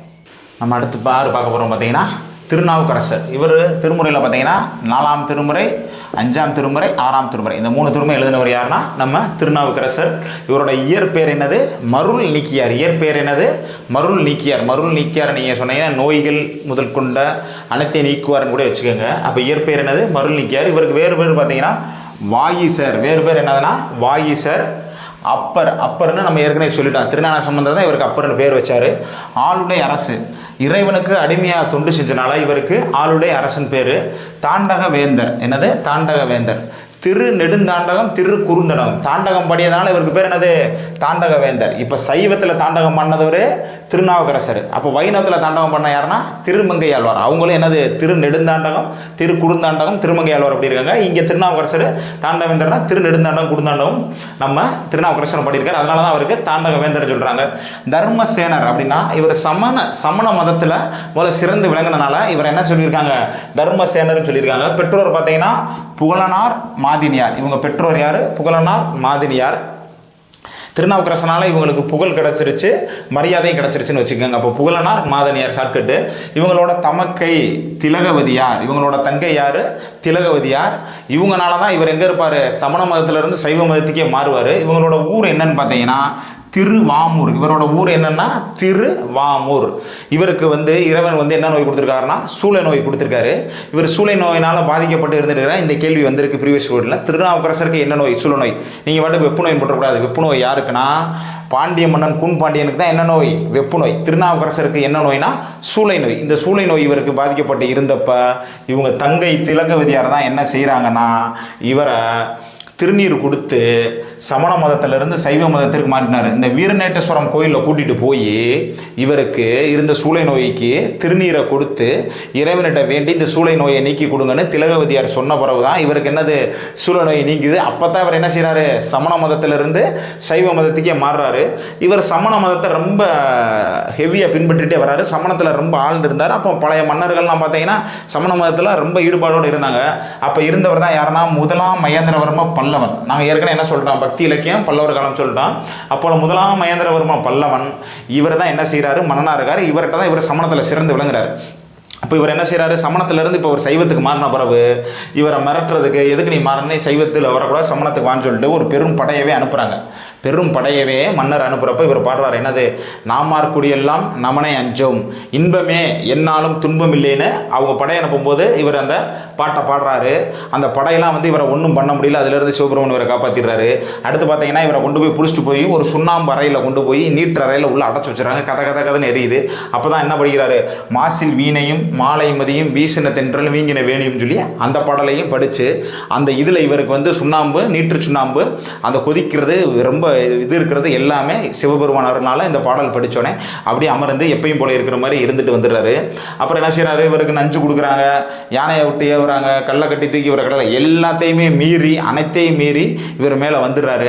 வந்த பிறகு கடைசியில் இவரை ஒன்றுமே செய்ய முடியாதுன்னு சொல்லி அப்போ சைவ மதம் இருக்குது அப்படின்னு சொல்லிட்டு தான் சமண மதத்தில் இருந்த முதலாம் மகேந்திரவர்ம பல்லவனை இவர் தான் என்ன செய்கிறாரு, சைவ மதத்துக்கே மாற்றி கொண்டு வர்றாரு. முதலாம் மகேந்திரவர்மனை சமணத்திலிருந்து சைவத்துக்கு மாற்றவர் யாருன்னா நம்ம திருநாவுக்கரசர். இவரை வணங்குறவர் அப்பூதியடிகள். அப்பூதியடிகள் என்ன பார்த்தீங்கன்னா இவர் அப்பூதியடிகளுக்கு 2 பையன் இருப்பாங்க. அவருக்கு திருநாவுக்கரசன் வச்சுருப்பார். வீடு தெராசு எல்லா இடத்துக்கும் என்னது திருநாவுக்கரசன் தான் பேர் வச்சுருப்பார். நீங்கள் பழைய ஓல்டு 9th புக்கில் பார்த்தீங்கன்னா அந்த பாடல் கூட இருக்கும். அவர் என்னன்னா ஒரு வர்ற அடிகளார்களுக்கு தொண்டு செஞ்சுக்கிட்டே வருவார். ஒரு நாள் திருநாவுக்கரசர் சாப்பிட வரணும்னு சொல்லி எல்லாம் ரெடி பண்ணி வச்சுருப்பார். அந்த நேரத்தில் குழந்தைய போய் ஒரு வாழை மரத்தை வெட்டிட்டு வாழை இலையை வெட்டிட்டு வான்னு அனுப்பிச்சுட்றப்போ வாழை வெட்டும் போது உள்ளங்கையில் பாம்பு தீண்டிடும். அதை மறைச்சி வச்சுட்டு இவருக்கு அமுது படைக்கலை, திருநாவுக்கரசர் வர சொல்லுங்கன்னு அவர் கேட்பார். அப்புறமேட்டு தான் விஷயம் தெரிஞ்சு என்ன செய்வார்னா இவர் தான் பாட்டு பாடி அந்த பாம்புலேருந்து விஷத்தை எடுக்கிறத நிகழ்வுகள் நடக்கும். அவரோட சீடர் யார், அப்பூதியடிகள் சிவபெருமான வணங்கலை, திருநாவுக்கரசர் தான் வளைஞ்சார். இதே மாதிரி ஆழ்வாரில் பார்த்தீங்கன்னா மதுரகவி ஆழ்வார் திருமாலையை வணங்காமல் யாரை, நம்மாழ்வாரையே தெய்வமாக வணங்குவார். இவர் 81ஆம் வயதில் இறைவனடி சேர்ந்துட்டார். திருநாவுக்கரசர் 81ஆவது வயதில் இறைவனடி சேர்ந்துட்டார். இவர் சரியை என்னும் தசமார்க்கம். இவர் சரியை என்னும் தசமார்க்கம். இதே திருஞான சம்பந்தர் பார்த்தீங்கன்னா கிரியை எனும் சத்புத்திர மார்க்கம். திருஞான சம்பந்தர் கிரியை எனும் சத்புத்திர மார்க்கம்னா அவர் பிள்ளைனால சத்புத்திர மார்க்கம். இவர் கிரியை என்னும் தச மார்க்கம். இவர் பாடின முதல் பதியம் என்னது? கூற்றாய் நவாறு. இது ஏற்கனவே கேள்வி வந்திருக்கு, சாரன்சியில் வந்திருக்கு. இவர் பாடின முதல் பாடு என்னது? கூற்றாய் நவாறு. இவர் பாடின முதல் பதியம் கூற்றாய் நவாறு. அப்புறம் என்ன செஞ்சிருக்காரு? என் கடன் பணி செய்து கிடப்பதே. என்னது? என் கடன் பணி செய்து கிடப்பதே என்ற பாடலை இவர் பாடியிருக்காரு. இது பாடல். ஆனால் இதே தலைப்பில் திருவிக்கா வந்து ஒரு நூல் எழுதியிருக்காரு. அந்த நூல் பேர் என்னது? என் கடன் பணி செய்து கிடப்பதே என திருவிக்கா நூல் எழுதியிருக்காரு. பாடல் பாடியவர் யாருன்னா நம்ம திருநாவுக்கரசர். என் கடன் பணி செய்து கிடப்பதே. நீங்கள் இப்படித்தான் இதில் குழம்பிக்கிறக்கூடாது. திருநாவுக்கரசர் எழுதின நூலையும் பார்த்தீங்கன்னா என் கடன் பணி செய்து கிடப்பதே பேர். இவர் பாடின பாடலை என் கடல் பணி செய்து கிடப்பதே. அப்போ இதை ரெண்டையும் இது பண்ணிக்கிறோம். நீங்கள் ஆப்ஷன் ஏல ஏதாவது வச்சா மாற்றி அடிச்சிடக்கூடாது. ஆப்ஷன் ஏ வைக்கிறது எதுக்கு வைப்பாங்கன்னா நம்மளை ஏமாத்துறதுக்காக தான் வைப்பாங்க. இந்த தேர்வில் பொறுத்தவரை 3 மணி நேரத்தில் எல்லாருமே எழுதிடலாம். பட் என்னன்னா அந்த 3 மணி நேரத்தில் நம்ம தவறாகாமல் செய்யன்றதுக்காக தான் அந்த 3 மணி நேரத்தில் கொஸ்டினை எவ்வாறு வாசித்து எப்படி கேள்வியில் விடையில் சரியாக எடுக்கிறோம்ன்றதான் விஷயம். அதனால் அந்த 3 மணி நேரத்தை தான் கவனமாக பயன்படுத்தணும். அடுத்த பாடல் பார்த்தீங்கன்னா ஆட்டு வித்தால் ஆடு ஒருவர் ஆடாதாரை கண்ணா. இது ஹெச்ஆர்என்சி கொஸ்டினில் வந்திருக்கு. ஆட்டு வித்தால் ஆடு ஒரு ஆடாதாரை கண்ணா படிக்கிறார். அப்புறம் என்ன சொல்கிறாரு? சாத்திர பல பேசும் சாளர்கள் கோத்திரமும் குளமும் கொண்டு என்ன செய்வீர் அப்படின்ற பாடல்கள்லாம் அவர் படிச்சிருக்காரு. இந்த படை அனுப்பியும் போது படிச்சிருக்காங்களா, நாமார்குடியெல்லாம் நம்மளே அஞ்சம் இன்பமே என்னாலும் துன்பமில்லை அப்படின்ட்டு. இந்த பாடலை வச்சு தான் நம்ம மகாகவி சுப்பிரமணிய பாரதியார் அச்சம் அச்சம் இல்லை பாடலையே, இந்த பாடலை வச்சு தான் நம்ம மகாகவி சுப்பிரமணிய பாரதியார் அச்சம் அச்சம் இல்லை என்ற பாடலையே எழுதியிருப்பார். அப்போ திருநாவுக்கரசர் பார்த்தீங்கன்னா 4வது 5வது 6வது திருமுறையை தொகுத்திருக்காரு. 81 வயசில் இறைவனடி சேர்ந்தார். நம்ம இப்போ பார்க்க போகிறவர் சுந்தரர். இவர் என்ன எழுதியிருக்காரு? 7ஆம் திருமுறை எழுதினவர் சுந்தரர். அப்போ 1 2 3 திருஞான சம்பந்தர், 4 5 6 திருநாவுக்கரசர், 7 சுந்தரர். இவங்க 3 பேர் எழுதியது என்னது? தேவாரம், தேக்கூட்டலாரம், தேக்கூட்டல் வாரம் சொல்லியிருக்கு. தேக்கூட்டல் வாரம், இன்னிசைப்படல், தேக்கூட்டாரம், வாடாத மாலை. அப்போ இந்த இவங்க 3 பேர் எழுதினது தான் தேவாரம். தமிழில் தேவாரம் இந்த முதல் 3 பேர் எழுதினது மட்டும்தான். அடுத்து பார்த்தீங்கன்னா இந்த சுந்தரர் பார்க்குறோம். இவரை பார்த்தீங்கன்னா கைலாயத்தில் எங்கள் இமயமலை தொடரில் கைலாயம்னு இருந்துச்சுல, அங்கே இவரை வந்து எப்படி ஆளல சுந்தரனார், அவரை என்னது ஆளல சுந்தரனார்னு அழைச்சிருக்காங்க. அப்போ அவர் அங்கே என்ன சொல்லிட்டு வந்திருக்காருன்னா, நான் மனித பிறவி எடுத்து இந்த இதில் போய் பிறந்து நான் வாழ்ந்து வர்றேன், எனக்கான நேரம் வரும்போது நீங்கள் சரியாக வந்து என்னை அழைச்சிட்டு போயிருங்க இறைவான்னு சொல்லிட்டு தான் இவர் அங்கேருந்து அந்த பிறவியை பெற்று மனித பிறவிக்கு இங்கே வந்தாருன்னு கதை இருக்குது. இப்போ இவர் பிறந்த ஊர் பார்த்தீங்கன்னா திருநாவலூர். இவர் பிறந்த ஊர் என்னது? திருநாவலூர். இவங்க பெற்றோர் பேர் சடையனார் இசை நாணியார். இந்த இசை நாணியார் பார்த்தீங்கன்னா 63 நாயன்மாரில் ஒரு பெண். இவங்க நம்ம பாண்டிய மன்னன் கூன் பாண்டியனோட மனைவி மங்கையர்க்கரசியும் 63 நாயன்மாரில் ஒரு பெண். அப்போ பெண் மொத்தமே அதில் 3 பேர் தான். இன்னொன்று காரைக்காலம்மையார். இப்போ இந்த 3 பேர் தான் பெண். இந்த இப்போ இசை நாயன் 63 நாயன்மாரில் ஒரு இவங்களுக்கு தான் இவர் வந்து பிறந்திருக்காரு. சுந்தரரோட இயற்பெயர் பார்த்தீங்கன்னா ஆரூரார் நம்பி ஆரூரார். என்னது இயற்பெயர்? ஆரூரார் நம்பி ஆரூரார். இவருக்கு வேறு பேர் பார்த்தீங்கன்னா வன்தொண்டர் தம்பிரான் தோழன். என்னது? வன்தொண்டர். இறைவனுக்கு தன் மனைவிக்கு வந்து இறைவனையே தூது அனுப்பினால இவர் என்ன நினைக்கிறாங்க? வன்தொண்டர் நினைக்கிறாங்க. தம்பிரான் தோழன். சிவபெருமானுக்கு இன்னொரு பேர் என்னது? தம்பிரான் இருக்கு. அப்போ இறைவனே தனக்கு தோழனாக இருக்கனால இவருக்கு இன்னொரு பேர் என்னது? தம்பிரான் தோழர். அப்போ இவரோட வேறு பெயர் வன்தொண்டர் தம்பிரான் தோழர். இந்த நரசிங்க முனையரான அரசரால் திருமுனைப்பாட்டு நாடில் இவர் மகன் போல இவர் வளர்க்கப்பட்டார். அந்த நரசிங்க முனை அரசர் தான் இவரை மகன் போல வளர்த்துருக்காரு. வளர்த்தோன்னே இவர் அதே மாதிரி சொல்லிட்டு கைலாயத்திலேருந்து இங்கே வந்துட்டார். இங்கே வசிச்சுட்டு வரும்போது இவருக்கு திருமணம் நடைபெற போகுது. திருமணம் வந்து எங்கே நடக்க போகுதுன்னா திருவெண்ணெய்நல்லூர். எங்கே? திருவெண்ணெய்நல்லூர். இந்த திருவெண்ணெய்நல்லூரில் திருமணம் நடந்துக்கிட்டு இருக்கு. இவர் அங்கே உட்காந்துருக்காரு. அப்போ என்னது? இவரை தடுத்தாட்டு இறைவன் எடுத்துக்கொள்ள வேண்டிய நேரம் வந்துருச்சு. அப்போ இறைவன் வந்து இவர் திருமண கோலத்தில் உட்காந்துருக்கப்ப இறைவன் வந்து திருமணத்தை நிறுத்துங்க அப்படின்னு சொல்கிறாரு. இவர் ஏன் திருமணம் நிறுத்துன்னு சொல்லி, உங்களோட முன்னோர் வந்து உனைய வந்து எங்களுக்கு அடிமையாக எழுதி கொடுத்துட்டாங்க எங்கள் அரசுக்கு, அதனால் நீ வந்து அடிமை, நீ வந்து என்கிட்ட வரணும், நாங்கள் எங்கள் அனுமதி இல்லாமல் நீ திருமணம் முடிக்கக்கூடாதுன்னு வந்து இறைவன் சொல்கிறாரு. உடனே அதுக்கு என்ன ப்ரூஃப் இருக்குது காமிங்கன்னு சொன்னோன்னே இவர் ஒரு ஓலைச்சுவடியில் எடுத்து அவர்கிட்ட கொடுக்குறாரு. கொடுத்த உடனே அவர் வந்து பார்த்துட்டு படித்து பார்க்குறாரு. சுந்தரர் ஆமாம் எழுதி கொடுத்துருக்கு அப்படின்னு சொல்லிட்டு டக்குன்னு என்ன செய்கிறாரு? ஓலைச்சுவடியை கிழிச்சு தூக்கி போட்டுறாரு. தூக்கி போட்டுட்டு இப்போ தான் உங்கள்கிட்ட எந்த ப்ரூஃபும் இல்லை, இப்போ எப்படி நான் உங்களுக்கு அடிமையான, நாங்கள் கொண்டு வந்தது நகல், உண்மை வந்து இன்னும் இருக்குது, நீங்கள் தயவு செய்து திருமண கோலத்திலேருந்து எந்திரிச்சு வாங்க, நீங்கள் எங்களுக்கு அடிமை, நாங்கள் சொன்னால் தான் உங்களை திருமணம் செய்ய முடியும்னு கரெக்டாக இறைவனை வந்து அந்த திருமணம் முடிக்கிற நேரத்தில் இவங்களை தடுத்தார்த்து கொண்டு இவரை வெளியே அழைச்சிட்டு வந்து அப்படியே அந்த திருவெண்ணெய்நல்லூரில் இறைவனோட இறைவனாக இவர் மறுபடியும் கலந்து போயிடுறாரு. அதுக்கு முன்னாடி வரைக்கும் இங்கே வசிச்சுட்டு வர்றாரு. இங்கே வசிச்சுட்டு வர நேரத்தில் தான் இவர் என்ன எழுதியிருக்காருன்னா திருத்தொண்டர் தொகை. என்ன எழுதியிருக்காரு? திரு திருத்தொண்டர் தொகைன்ற நூல் எழுதியிருக்காரு. இந்த திருத்தொண்டர் தொகையை வந்து சேரமானவன் திருத்தொண்டர் திருவந்தாதி எழுதியிருப்பாங்க. நம்ம சேக்கிலார் திருத்தொண்டர் புராணம்னு தான் எழுதியிருப்பார். எப்படி பெரிய புராணம், இந்த திருத்தொண்டர் தொகையோட வழிநூல் தான் என்னது பெரிய புராணம். அதுக்கு பேர் திருத்தொண்டர் புராணம் தான் முதல்ல பேர் வச்சிருப்பார். அதுக்கப்புறமேட்டு தான் அதை என்னது பெரிய புராணம்னு மாற்றுவார். இந்த சுந்தரரோட நண்பர் யாருன்னு பார்த்தீங்கன்னா சேரமான் பெருமாள் நாயனார். சுந்தரோட நண்பர் யாருன்னா சேரமான் பெருமாள் நாயனார். இவர் தான் என்ன எழுதியிருக்காரு, திருக்கைலாய ஞான உலா, ஆதி உலா. உலா பார்த்துருப்போம்ல சிற்றிலக்கியங்களில் உலா, பேதை பெதும்பை மங்கை மடந்தை அறிவை தெரிவை பேரிளம்பெண். இந்த மன்னர் உலா வரும்போது இந்த மாதிரி பெண்கள் எல்லாம் நின்று பாட்டு பாடுறதா இந்த உலா அப்படின்னு சொல்லி பார்த்துருப்போம். அந்த உலாவை தான் திருக்கையில ஞான உலா. இதை எழுதினவர் யாருன்னா சேரமனுமான் பெருமாள் நாயனார். அப்போ முதல் உலா என்ன உலா, திருக்கையில ஞான உலா. நம்ம அடுத்த சிற்றிலக்கியங்கள் பார்க்கும்போது பார்த்துடலாம், உலாவை பற்றி தெளிவாக பார்த்துடலாம். இப்போ இவர் சேரமான் பெருமாள் எழுதியிருக்காரு ஞானமுலா. இவர் தான் யார், சுந்தரரோட நண்பர். இவர் என்ன பார்த்தீங்கன்னா யோக முறை சகமார்க்கம். அவர் எப்படி பார்த்தீங்கன்னா கீரிய எண்ணும் சத்புத்திர மார்க்கம் இருக்காரு. அவர் சரிய எண்ணும் சகமார்க்கமாக இருக்கும்போது இவர் யோக முறை சகமார்க்கமாக வந்திருக்காரு. என்ன சகமார்க்கம் பார்த்தீங்கன்னா இவர் ஏற்கனவே யார், இவரோட தோழன், அதனால் சக தோழனால் இவர் சக மார்க்கம். அடுத்து இவர் பாடின முதல் பாடல் பார்த்தீங்கன்னா பித்தா பிறைசூடி பெருநாளே அருளாளே, பித்தா பிறைசூடி பெருமானே அருளாளோ அப்படின்ற பாடல் தான் பாடியிருக்காரு. இந்த பாடல் ஏற்கனவே ப்ரீவியஸ் இயர் கொஸ்டின் நிறையா வந்திருக்கு. சுந்தரரோட முதல் பாடல் என்னன்னா பித்தா பிறைசூடி. அந்த பொண்ணை இங்கே கொண்டு வந்து செங்கக்கல்ல இங்கே போட்டு அந்த குளத்தில் போய் அந்த பொண்ணாலாம் எடுத்திருப்பாரு அப்படின்றது சொல்லியிருக்கோம். அதுபோல் இவர் என்ன சொல்கிறாரு, தில்லைவாள் அந்த நர்தம் அடியருக்கு அடியேன் அப்படின்ட்டு சொல்லிட்டு இருக்காரு. இவர் தான் 7ஆம் திருமுறை எழுதியிருக்காரு சுந்தரர். நம்ம 12 திருமுறையில் 8ஆம் திருமுறை எழுதிய இவர் யாருன்னா நம்ம மாணிக்கவாசகர் தான் 8ஆம் திருமுறை எழுதியிருக்காரு. இவர் பிறந்த ஊர் பார்த்தீங்கன்னா திருவாதவூர். திருவாதவூர் நம்ம மதுரை மேலூர் கரையில் இருக்குது திருவாதவூர். இவருக்கு வேறு பேர் பார்த்தீங்கன்னா அருள் வாசகர், மாணி வாசகர்ன்ற வேறு பேரில் இருக்குது. பெற்றோர் பார்த்தீங்கன்னா சம்பூத சாரியார் சிவ ஞானவதி இவங்க பெற்றோர். இவர் பார்த்தீங்கன்னா அரிமர்த்தன பாண்டியன்ற மன்னன்ட்ட இவர் அமைச்சராக வேலை பார்க்குறாரு. இவருக்கு அப்போ அமைச்சராக வேலை பார்க்கும்போது இவர் என்ன பேர்னா தென்னவன் பிரம்மராயன் இவருக்கு ஒரு பேர் இருக்குது. அரிமர்த்த பாண்டிய மன்னன்ட்ட அமைச்சராக இவர் வேலை பார்க்குறாரு. வேலை பார்க்கும்போது இவருக்கு தென்னவன் பிரம்மராயன் இவருக்கு வேறு பேர் இருக்குது. இவர் பாடினது திருவாசகம், திருக்கோவை, திருவெம்பாவை இது எல்லாமே இவர் பாடியிருக்காரு. நரியை பரியாக்கியிருக்காரு அப்படின்னு பார்த்தீங்கன்னா இவர் தென்னவன் அரிமர்த்தன பாண்டியன் அமைச்சர்கிட்ட இவர் மன்னராக வேலை பார்க்கும்போது மன்னர் வந்து என்ன செய்கிறாருன்னா ஒரு தொகையை கொடுத்து நிறையா குதிரைகளை போருக்கு வாங்கிட்டு வாங்கன்னு சொல்லி இவர்கிட்ட நிறைய பணத்தை கொடுத்து அனுப்பிச்சுடுறாரு. இவர் பணத்தை வாங்கிட்டு குதிரை வாங்க போய்கிட்டே இருக்காரு. போகும்போது பார்த்தீங்கன்னா திருப்பெருந்துறை, என்னது திருப்பெருந்துறை எங்கன்னா புதுக்கோட்டை. அந்த புதுக்கோட்டை திருப்பெருந்துறையில் இறைவனால் இவர் ஆட்கொள்ளப்பட்டார். இறைவன் இவர் அடியில் சேர்ந்தோன்னே இவர் என்ன செஞ்சிடறாருன்னா அந்த பணத்தை எல்லாம் வச்சு அங்கே என்ன செஞ்சிடறாரு, கோயில் கட்டிடுறாரு. புதுக்கோட்டையில் ஆவுடையார் கோயில்ன்ற கோயிலை இவர் எழுப்பிடுறாரு. இவர் கோயிலை எழுப்பினோன்னே இங்கே இருக்கிற மன்னருக்கு தெரிஞ்சிருச்சு இவர் போயிட்டு குதிரை வாங்கிட்டு வரலேன்ட்டு. அப்போ இவருக்கு என்ன சொல்கிறாங்க, அழைப்பு விட்டுக்கிறாங்க, நீங்கள் வேமா குதிரையை வாங்கிட்டு வாங்கணும். உடனே இவர் இறைவன்கிட்ட வேண்டுறாரு, இந்த மாதிரி வந்து குதிரை வாங்கிட்டு வர சொன்னாங்க, நான் அந்த பணத்தில் வந்து கோயில் கட்டிட்டேன் அப்படின்னா இறைவன் வந்து என்ன செய்கிறாரு, காட்டில் இருக்க நிறைய பூரா என்ன செஞ்சிடறாரு, குதிரையாக மாற்றி இங்கே அனுப்பிச்சிடுறாரு. இந்த பரியலும் இங்கே வந்து சேர்ந்துருது. மன்னர்கள் வந்து பார்க்குறாரு, இங்கே பரி இருக்குது. இரவு பூரா என்ன செஞ்சுருக்குன்னா இருந்தது. பகலில் விடியும் பொழுது என்னதுன்னா அந்த பரியெல்லாம் வந்து என்ன ஆயிடுது, நிறையா மாதிரி ஊழையிட்டு காட்டுக்கு ஓடி போயிடுது. அப்போ இதை மன்னன் தெரிஞ்சு இவரை வந்து ரொம்ப கண்டிக்கிறாரு. கண்டிக்கிறப்போ மன்னர்கிட்ட இருந்து இவரை காப்பாற்றினது யாருன்னா நம்ம சிவபெருமானை காப்பாற்றிருக்காரு.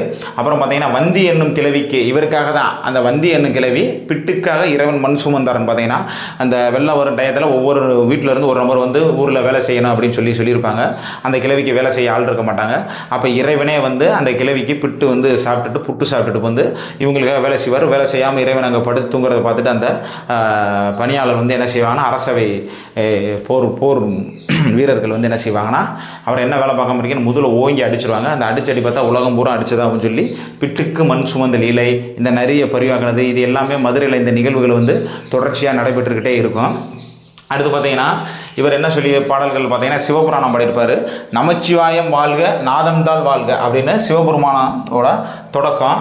அப்புறம் என்ன பாட்டிருக்காரு, ஆதியும் அற்புதம் இல்லா அருட்பெருஞ்சோதி, ஆதியும் அற்புதம் இல்லா அருட்பெருஞ்சோதின்னு திருவெம்பாவை பாடலோட இவரோட தொடக்கம். அப்புறம் பார்த்தீங்கன்னா தென்னாடுடைய சிவனையை போற்றி எந்நாருக்கும் இறைவா போற்றி அந்த இவர் தான் பாடியிருக்காரு. அப்புறம் பார்த்தீங்கன்னா வானாகி மண்ணாகி வழியாகி ஊனாகி உண்மையுமா என்மையுமாய் அந்த பாட்டை இவர் தான் படிச்சிருக்காரு. திருவாசகத்தில் என்ன சொல்லியிருக்காங்க, புல்லாகி பூடாய் புழுவாகி மரமாகி அப்படின்னு திருவாசகத்தில் சொல்லியிருக்காரு. திருவாசகத்திற்கு என்ன பழமொழி, திருவாசகத்திற்கு உருகாதார் ஒரு வாசகத்திற்கு திருவாசகத்திற்கும் உருகாதோர்ன்ற பழமொழி. திருவாசகத்தை தான் நம்ம ஜி போப் ஆங்கிலத்தில் டிரான்ஸ்லேட் பண்ணியிருக்காரு. திருவாசகத்தை நம்ம இசைஞானி இளையராஜா அவர்கள் வந்து மியூசிக்காகவே கம்போஸ் பண்ணியிருக்காங்க. அதை கேட்கும்போது அப்படியே எல்லாரும் மெய் உருகிடுவாங்க அப்படின்னு சொல்லியிருக்காங்க. ஒரு செய்திகள் கூட பார்த்தீங்கன்னா, ஒரு குழந்தை வந்து வயிற்றில் இருந்த குழந்தை மூமெண்ட் இல்லாமல் இருந்தது, அவங்க டெய்லி வந்து அந்த திருவாசகத்தை கேட்டு கேட்டு கேட்டு கேட்டு அந்த குழந்தை மூமெண்ட் ஆயிடுச்சு அப்படின்னு சொல்லி அந்த செய்திகள்லாம் வெளியிட்டிருக்காங்க. அப்போ திருவாசகத்திற்கு உருகாதார், ஒரு வாசகத்திற்கும் உருகாதார். அப்போ நம்ம பையங்களை என்ன செய்கிறாங்க, ஹெட்செட்டை மாட்டிட்டு திருவாசகத்தை கேட்குறாங்க, என்ன ஒன்றுமே நம்மளுக்கு வரமாட்டேங்குது அப்படின்னு சொல்கிறாங்க. அந்த எண்ணங்களோட செயலோடு அதை கேட்கும்போது தான் திருவாசகத்திற்கு உருக முடியும். நம்ம பையலாம் வாங்கி மாட்டிக்கிட்டு கேட்டால் உருக முடியாது.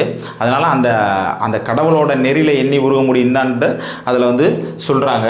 இந்த திருவாசகத்தை என்ன சொல்கிறாங்க, சைவ வேதம். திருவாசகத்தை என்ன சொல்கிறாங்க, சைவ வேதம் சொல்கிறாங்க. இதை ஜி போப்பு ஆங்கிலத்தில் மொழிபெயர்த்திருக்காரு. இவர் வந்து 32 வயசுல என்னது இறைவனடி சேர்ந்துடுறாரு. இவர் என்னது 32 வயசுல இறைவனடி சேர்ந்துறாரு. இவர் என்ன மாதம், சர்க்குரு மார்க்கம், இறைவன் மாணவன் அப்படின்ற சர்க்குரு மார்க்கமாக தான் இவர் இருந்திருக்காரு. இந்த திருவாதவூர் இவர் பிறந்த ஊர் பார்த்தீங்கன்னா நம்ம மேலூர் கிட்ட இருக்குது. எங்களுக்கு அங்கேயும் ஒரு இலவச பயிற்சி வகுப்பு நடக்குது. அது எங்கே நடக்குதுன்னு பார்த்தீங்கன்னா, திருவாதவூர் கோயில் அப்படியே பின்னாடி பார்த்தீங்கன்னா அறிவகம் கல்வி மையம் இருக்குது. அங்கே தான் எங்களுக்கு வந்து டிஎன்பிசி இலவச பயிற்சி மையம் அங்கேயும் நடக்குது. அங்கே திருவாதவூரில் இவரோட கோயில் இருக்குது. அங்கே போய் பார்த்தீங்கன்னா எல்லாருமே திருவெம்பாவை பாடலாக இருக்கட்டும், திருவாசகமாக இருக்கட்டும், அனைத்து குழந்தைகளும் அங்கே போய் படிச்சுட்டு இருக்காங்க. நாங்கள் வகுப்பெடுக்க போகும்போது பார்த்துருக்கோம். நிறையா குழந்தைகள் வந்து திருவாசகத்தெல்லாம் வந்து அங்கே படிக்க வச்சுட்ருக்காங்க. அடுத்து நம்ம பார்க்க போகிறது 9ஆம் திருமுறை. இது வரைக்கும் ஏற்கனவே 8 திருமுறை பார்த்தாச்சு. திருஞான சம்பந்தர், திருநாவுக்கரசர், சுந்தரர், மாணிக்கவாசகர் வரைக்கும் 8 திருமுறை. இப்போ 9ஆம் திருமுறை பார்த்தீங்கன்னா, இந்த 9ஆம் திருமுறைக்கு பேர் என்ன, திருவிசைப்பா. என்ன பேர், திருவிசைப்பா என இந்த 9ஆம் திருமுறைக்கு பேர் இருக்குது. இதை யார் பார்த்தீங்கன்னா, திருமாளிகை தேவர் முதலிய 9 பேர் படிக்கிறாங்க. 9ஆம் திருமுறை எத்தனை பேர் படியிருக்காங்கன்னா 9 நபர்கள் படியிருக்காங்க. திருமாளிகை தேவர் உட்பட 9 பேர்னு வச்சுக்கோங்க. சேந்தனார் இந்த நிறையா பேர் பார்த்துருக்காங்க. 9 பேர் இருக்காங்க. அந்த 9 பேரை பற்றி தெரிஞ்சுக்கிற வேண்டிய அவசியம் நமக்கு இல்லை. இது தொடர்பாக அந்த 9ஆம் திருமுறை தொடர்பாக எந்த கேள்வி இது முன்னாடி வந்ததில்லை. அப்படி வந்தாலும் இந்த 9ஆம் திருமுறைக்கு பேர் என்னன்னு வேணால் வரும். இதுக்கு 9ஆம் திருமுறைக்கு பேர் என்னென்னா திருவிசைப்பா. இதை மட்டும் நம்ம ஏற்றிக்கலாம். நம்ம பார்த்தீங்கன்னா 10ஆம் திருமுறை நம்ம திருமூலர் எழுதிய திருமந்திரம் தான் என்னது, 10ஆம் திருமுறை. திருமூலர் எழுதிய திருமந்திரம் தான் 10ஆம் திருமுறை. 9ஆம் திருமுறை பார்த்திங்கன்னா திருவிசைவான் பேர் 9 பேர் எழுதியிருக்காங்க. இப்போ 10ஆம் திருமுறை பார்த்திங்கன்னா திருமூலர் எழுதிய திருமந்திரம் இதுதான். இப்போ இந்த திருமூலர்னா இவர் யாருன்னா, இவர் ஒரு சித்தர். திருமூலர் யார், இவர் ஒரு சித்தர். மூலன் என்னும் இடையன்ட்ட இது எப்படின்னு கதைன்னு பார்த்தீங்கன்னா, ஒரு இடையன்னா ஆடு பசு மாடுகளை மேய்ச்சிட்டு வர்றவர் நிறையா பசு மாடுகளை மேய்ச்சிட்டு ஒரு ஊரை விட்டு வெளியே ஒரு காட்டுக்குள்ளே வந்து மேய்ச்சிட்டு இருக்காரு. மேய்ச்சிக்கிட்டு இருக்கிறப்ப என்ன செஞ்சிடறாருன்னா, இவர் அங்கே ஒரு சித்தரை தவம் புரிஞ்சுக்கிட்டு இருக்கிற நேரத்தில் அந்த மேய்ச்சிட்டு வந்த இடையன் என்ன செஞ்சிடறாருன்னா இறந்துடுறாரு. இறந்தோடனே இந்த ஆடு மாடுகள் வழி தெரியாமல் திருப்பி போகாமல் அங்கே அல்லாடிக்கிட்டு இருக்கு இந்த பசுக்கள் எல்லாம். அப்போ இவர் என்ன செய்கிறாருன்னா, அந்த இடையன் உடம்புல இவர் கூடு விட்டு கூடு பாயிறாரு. இந்த சித்தர் கூடுபாடி அந்த பசு மாடுகள் எல்லாம் அழைத்திட்டு கொண்டு போய் அங்கே கரெக்டான இடத்துல சேர்க்கறதுக்காக இவர் கூடு மாறுறாரு. அதனால தான் மூலன் என்பவன் இடையன் அவர் உடம்புல கூடு விட்டு கூடு பாஞ்சார்ன்ற கதை இதில் இருக்குது. இவருக்கு வந்து திருமூலன் பேர் வந்திருக்கு. இவர் வந்து என்னன்னா, திருமந்திரத்துக்கு வேறு பேர் என்ன, திருமந்திர மாலை. திருமந்திரத்துக்கு வேறு பேர் என்னது, திருமந்திர மாலை. இன்னொன்று என்னன்னு, தமிழின் 3000 பாடல்கள் கொண்டனால இது தமிழின் 3000 அப்படின்ற திருமந்திரத்துக்கு வேறு பெயர் இருக்குது. திருமந்திர மாலைன்னு வேறு பேர் இருக்குது. இது முதல் சித்த நூல். இந்த திருமந்திரம் தான் என்னது, தமிழின் முதல் சித்த நூல். யோக நெறிய கூறும் தமிழின் உரை நூலும் இதுதான். யோக நெறிய கூறும் தமிழின் உரை நூலும் இந்த திருமந்திரம் தான். சைவ சித்தாந்தம் எனும் தொடர் இடம்பெற்ற நூலும் என்னது, இந்த திருமந்திரம் தான். சைவ சித்தாந்தம் எனும் தொடர் இடம்பெற்ற நூலும் இந்த திருமந்திரம் தான். இதில் மேற்கோள்கள் பார்த்தீங்கன்னா, ஒன்றே குலம் ஒருவனே தேவன். என்னது, ஒன்றே குலம் ஒருவனே தேவன் என்ற மேற்கோள் இருக்குது. அப்புறம் நம்ம ஏற்கனவே சொன்ன மாதிரி என்னது, நான் பெற்ற இன்பம் பெருக இவ்வையகம். என்னது, நான் பெற்ற இன்பம் பெருக வையகம். இந்த திருமந்திரத்தில் சொல்லியிருக்க இந்த நான் பெற்ற இன்பம் பெருக வையம் தான் எங்களோட வகுப்போட மந்திரமும் அதுதான். நாங்கள் பெற்ற இன்பத்தை நீங்கள் பெறணும்னு சொல்கிறதா நாங்கள் ஏற்கனவே இதில் சொல்லியிருந்தோம். அடுத்து பார்த்தீங்கன்னா, அன்பும் சிவனும் இரண்டென்பர் அறிவிலார், அன்பே சிவமாவதை யாரும் அறிகிலார் அப்படின்னு சொல்கிறாங்க. என்னது, அன்பும் சிவனும் இரண்டென்பர் அறிவிலார், அன்பே சிவமாவதை யாரும் அறிகிலார்னு இந்த மேற்கோளும் இவரோட தான். அடுத்து பார்த்தீங்கன்னா முக்கியமான மேற்கோள் என்னது, உடம்பார் அலியின் உயிரார் அழிவார். என்னது, உடம்பார் அலியின் உயிரார் அழிவார், திறம்பட மெய்ஞான சேரவும் மாட்டார், உடம்பை வளர்க்கும் உபாயம் அறிந்தேன், உடம்பை வளர்த்தேனே உயிர் வளர்த்தேனே அப்படின்ட்டு பழைய 10th புக்கிலலாம் இருக்குது, ஸ்கூல் புக்கில். இந்த கொஸ்டின் வந்து நமக்கு திருப்பி வந்துட்டே இருந்திருக்கு ரிப்பீட்டடாக. என்னது, உடம்பார் அலியின் உயிரார் அழிவார், திறம்பட மெய்ஞானமும் சேரவும் மாட்டார், உடம்பை அறியும் உபாயம் அறிந்தேன், உடம்பை வளர்த்தேனே உயிர் வளர்த்தேனே அப்படின்னு என்ன சொல்கிறாரு? உடம்பு அழிஞ்சிச்சுன்னா உயிர் அழிஞ்சிரும், அதனால் உடம்பை வந்து பாதுகாத்துங்க அப்படின்ட்டு சொல்கிறது தான் இது. உடம்பை வளர்த்தேன் உயிர் வளர்த்தேன், நீ உடம்பை வளர்த்தேன்னா உங்கள் உயிரை வளர்க்கலாம்னு சொல்கிறது தான் இந்த பாடல். அடுத்து ப்ரீவியஸ் இயர் கொஸ்டின் இந்த பாடல் வந்திருக்கு. என்னன்னா, நடமாட கோயில் நம்பருக்கு ஒன்றியின் படமாட கோயில் பகவதற்கு அது ஆகுமே அப்படின்ற இந்த வரி அப்படியே ப்ரீவியஸ் இயர் கொஸ்டினில் வந்திருக்கு. நீங்கள் பழைய சப்ஜெக்டில் பழைய சிலபஸாக இருக்கட்டும் எதாக இருந்தாலும் பார்த்தீங்கன்னா திருமூலர் கேள்வி இல்லாமல் எந்த டிஎன்பிசி எக்ஸாமும் இருக்காது. கம்பல்சரி திருமூலருக்கு ஒரு கேள்வியை கொடுத்துக்கிட்டே இருப்பாங்க. தொடர்ச்சியாக திருமூலரை பற்றி வந்துக்கிட்டே இருக்கும். அப்போ நம்ம திருமூலர் 10ஆம் திருமுறை எழுதியிருக்காரு. இதுதான் எனது முதல் சித்த நூல், யோக நெறிய கூறும் தமிழின் ஒரே நூல் இதுதான். சைவ சித்தாந்த தொடர் இடம்பெற்ற நூல் இதுதான். இந்த பார்த்துக்கங்க, நான் பெற்ற இன்பம் பெருக இவ்வையகம். இவர் தான் 10ஆம் திருமுறை, திருமூலர் எழுதிய திருமந்திரம் தான் 10ஆம் திருமுறை.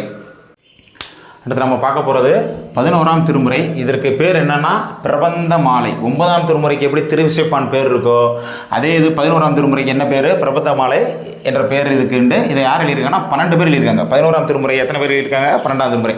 9ஆம் திருமுறையை 9 பேர் எழுதியிருப்பாங்க திருவிசைப்பா. 11ஆம் திருமுறையை பிரபந்த மாலை 12 பேர் எழுதியிருக்காங்க. 11ஆம் திருமுறையை பிரபந்த மாலையை 12 பேர் எழுதியிருக்காங்க. இந்த கேள்வி ப்ரீவியஸ் இயர் கொஸ்டினில் வந்திருக்கு. 11ஆம் திருமுறைக்கு என்ன பேர்னு வந்திருக்கு? பிரபந்த மாலை. இப்போ பார்த்தீங்கன்னா இதில் ஒன்றாவது திரு ஆலவாய் உடையார் உட்பட 12 பேர் சொல்லியிருக்கோம். இந்த திரு ஆலவாய் உடையார் என்ன திருமுக பாசுரம்ன்ற நூல் இருக்கார். திரு ஆல உடையார் வந்து திருமுக பாசுரம்ன்ற எழுதியிருக்காரு. அடுத்து பார்த்தீங்கன்னா நம்ம காரைக்கால் அம்மையார். யாரு? நம்ம காரைக்கால் அம்மையார். இவங்க இயற்பெயர் என்னது? புனிதவதி. இயற்பெயர் என்னது? புனிதவதி. இவங்களுக்கு என்னது? இவங்க கணவர் பேர் என்னது? பரமதத்தன். இவங்க காரைக்காலில் இருக்காங்க. அப்போ இவங்க கணவர் என்ன செய்கிறாருன்னா 2 மாம்பழங்களை கொண்டு வந்து காரைக்கால் அம்மையார்கிட்ட கொடுத்துட்டு போயிடுறாங்க. இதை வச்சுட்டு நான் சாப்பாடு வரையில் வந்து சாப்பிட்டுக்கிறேன்னு சொல்லிட்டு காலையில் கொடுத்துட்டு போயிடுறாங்க. அந்த நேரத்தில் இவங்க உணவு சமைச்சிக்கிட்டு இருக்கையிலே ஒரு சிவனடியார் வந்து, இறைவனே வந்துட்டாருன்னு வச்சுக்கோங்களேன், ஒரு சிவனடியார் வந்து ரொம்ப பசிக்குது உணவு கொடுங்கன்னா அவங்க என்ன சொல்கிறாங்க? காரைக்காலம் இப்போ தான் சமைச்சிக்கிட்டு இருக்கேன், பொறுங்க நான் சமைச்சேன், அந்த அளவுக்கு என்னால் தாங்க முடியாது, வேறு ஏதாவது இருந்தால் கொடுங்கன்னு இவங்க என்ன செய்கிறாங்க? 2 மாம்பழத்தில் ஒரு மாம்பழத்தை எடுத்து கொடுத்துட்றாங்க. அதை இறைவன் உண்டுட்டு மறுபடியும் என்னால் கடுமையான பசி தாங்க முடியல கொடுங்கன்னு 2 மாம்பழத்தையுமே எடுத்து சிவபெருமானுக்கு அந்த சிவனடியாருக்கு கொடுத்துட்றாங்க. கொடுத்துட்டு இவங்க சமைச்சு முடிச்சோன்னே மதியம் இவர் கணவர் வந்து பரமதத்தன் வந்து உணவு அருந்த வர்றாரு. உணவு அருந்தும்போது அந்த மாம்பழம் கொடுத்தீங்க அதை கொண்டு வான்னு கேட்குறாரு. இவங்க அப்போ இறைவன்கிட்ட போய் கேட்குறாங்க, இந்த மாதிரி நீங்கள் ஒரு மாம்பழம் கொடுத்தீங்க, அவன் கொடுத்துட்டு போனார் எங்கள் வீட்டுக்காரரை, நான் சிவனடியாருக்கு கொடுத்துட்டேன், இப்போ என் வீட்டுக்கார மாம்பழம் கேட்குறான், எங்கே போனோன்னே சிவபெருமானே இறைவனே இவருக்கு ஒரு மாம்பழத்தை கொடுத்துட்றாங்க. உடனே அந்த மாம்பழத்தை எடுத்து இவர் தட்டில் அவங்க வச்சிடுறாங்க. வச்சோடனே என்ன நடக்குதுன்னா, அவர் அந்த மாம்பழத்தை அருந்துறாரு கணவர். வந்துட்டு இது இவ்வளோ மிக சுவையாக இருக்கே, இதை வந்து நீ இன்னொன்று இருந்துச்சுல அதையும் எடுத்துருவான்னு சொல்லி கேட்குறாரு.